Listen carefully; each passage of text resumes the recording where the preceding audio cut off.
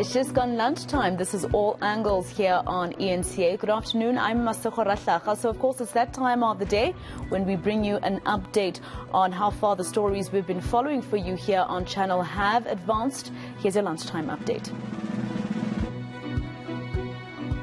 We've got our reporters that have been out and about bringing us the latest news on our top stories. I am joined by Heidi Giokos in Soweto. Dasen Thathiah is in Durban and Ayesha Ismail is in Cape Town for us. Let's start with you, Heidi. Several cars torched and damaged outside Maponya Mall in Soweto overnight. How have investigations, the preliminary results of investigations, what are they showing the problem to be here, Heidi? Well, there's still confusion as to what really sparked the violence yesterday at Maponya Mall here in Soweto. There are some suggestions and allegations that this was a fight between the taxis, the minibus taxis, as well as Uber and Bolt drivers. But there's also an allegation that it has to do with illegal Uber and Bolt drivers that are not using the actual app and are illegally offering cheaper trips to customers and those at the mall compared to those that are actually registered and are actually using the Uber and Bolt app legally. It's still not clear as to what exactly sparked this and who exactly is involved in all of this. But what we do know is that 3 people were quite severely injured because of this violence that erupted here in Soweto. We do know that 1 individual is actually in hospital, and we know that about 3 vehicles were also torched. The police are investigating malicious damage to property as well as attempted murder, as we do know that those that were attacking these Uber and Bolt drivers actually had weapons and shots were fired at the mall and just outside Maponya Mall. We do know that the MMC for Transport and Roads here in the city of Johannesburg, Kenny Kunene, has actually arrived here at the police station. Together with other stakeholders, they have just gone into a meeting and they will be engaging and possibly trying to find a solution to this. But the Soweto E-Hailing Association is unhappy about this. They want this addressed urgently because they say this is not the first time they've seen this kind of violence. Let's listen to what that association had to say. So far, we haven't clashed with any taxis here. We've been having meetings with them. Last week, we had a meeting sitting at Maponya, and we were under the impression that we're still under the impression that everything is on par. We actually have an understanding that anybody who's driving for e-hailing can actually enter the mall. But now, if I'm going to believe that they have anything to do with it, it will amaze me, to be shocking also.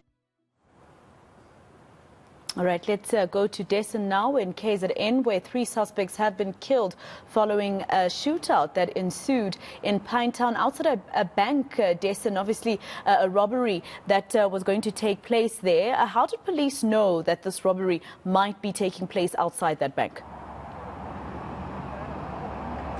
Well, clearly there was a lot of communication between the security companies, those that witnessed the crime, the police, and all of those elements involved, which resulted in that shooting and these suspects being stopped just about a kilometer away from where that robbery took place. I'll just show you what this area looks like.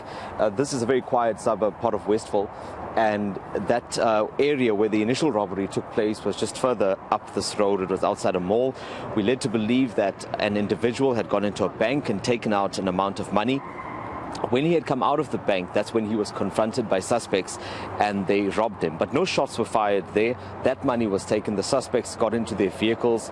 We are now told that it was 2 vehicles, in fact, that were used, 2 Toyota Corollas.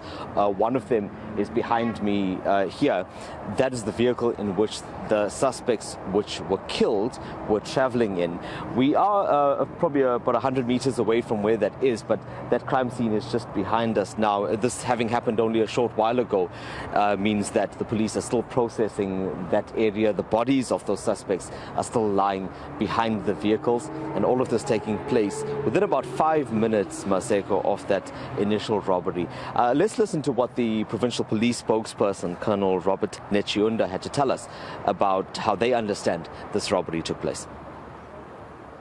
We received information of a robbery at a local shopping center here, where a person had just left the bank with an undisclosed amount of money. the person was robbed at gunpoint. We got information of the vehicle which was used. We activated our officers in the vicinity, and our canine unit were around, responded swiftly, and a high-speed chase ensued the vehicle. Then when the robbers realized that they were catching up on them, they started firing at the police, and a shootout ensued.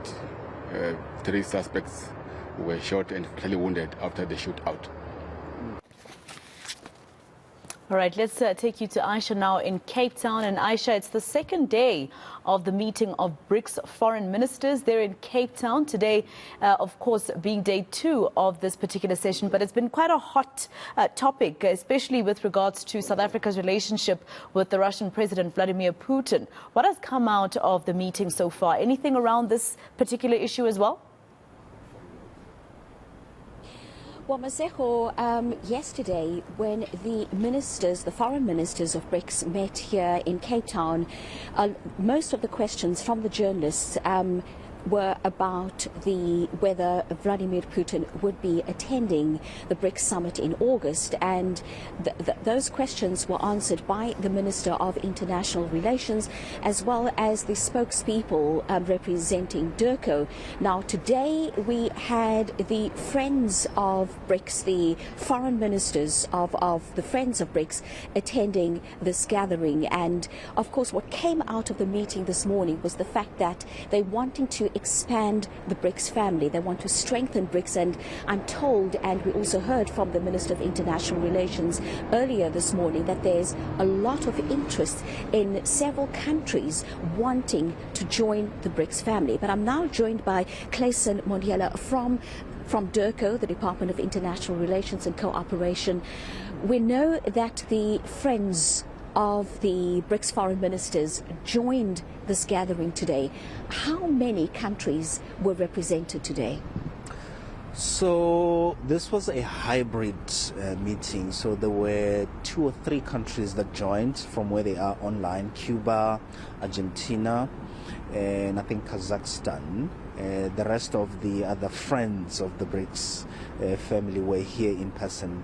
Foreign ministers from Saudi Arabia, UAE, Bangladesh, Indonesia, on the African continent, the Comoros, Gabon, Congo, Burundi. So it's a big meeting, and for us it sends the right messages that countries, particularly from the global south, are looking for a home, a place where like-minded countries that share common values can come together and look at geopolitical developments and form opinions and shape a program of action. So the discussions here were about moving from just solidarity to collective action to confront the challenges that countries are confronted with under the umbrella, of course, or led by the BRICS formation. So this was a meeting of the BRICS foreign ministers and the Friends. And as you know, some of these countries have actually expressed a keen interest to join the BRICS formation in whatever shape or form that will take, because the issue of the criteria still has to be discussed and recommendations made to the heads of state who will meet at summit level in August. Clayson, thank you so much for your time. And Masejo, we have to rush now because I've been told that the Minister of International Relations will be having her final press briefing in just a few minutes' time. All right, that was your All Angles Lunchtime update with Ayesha, Ismail, Dasen, Thathiah and Heidi Giokos. Thank you very much, team.